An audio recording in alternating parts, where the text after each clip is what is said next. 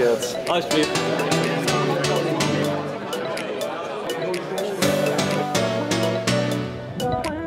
Welkom op de Brightlands Camelot Campus voor de Dag van de Circulariteit in de Week van de Circulariteit. De CIT 20 is de Circulaire Innovatie Top 20. Die organiseren we inmiddels voor het 3e jaar.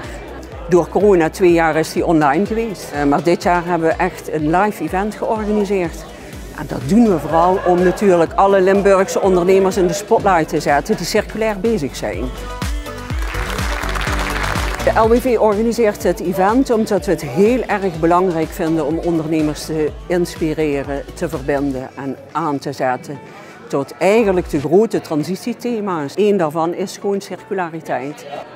De Limburgse Circulaire Innovatie Top 20 en 8 zijn er geselecteerd voor de pitch van vandaag.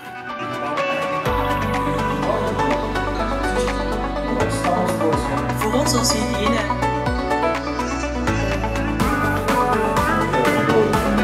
We hebben vandaag een prijs gewonnen in de afdeling Community die ons initiatief op de Heide en Tegelen heel erg waardeert.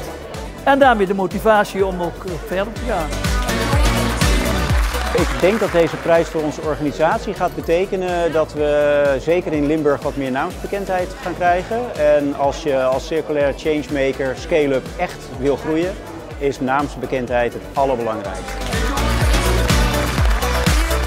Deze prijs betekent voor ons een mooie, enorme bevestiging dat we op het goede pad zitten. Als start-up bewegen we dit jaar de markt op. Dan is het belangrijk voor ons ook om te kunnen zien wat is de reactie van in dit geval de jury, maar ook van andere marktpartijen en spelers die ermee te maken hebben. Om deze prijs dan te winnen is dat fantastisch.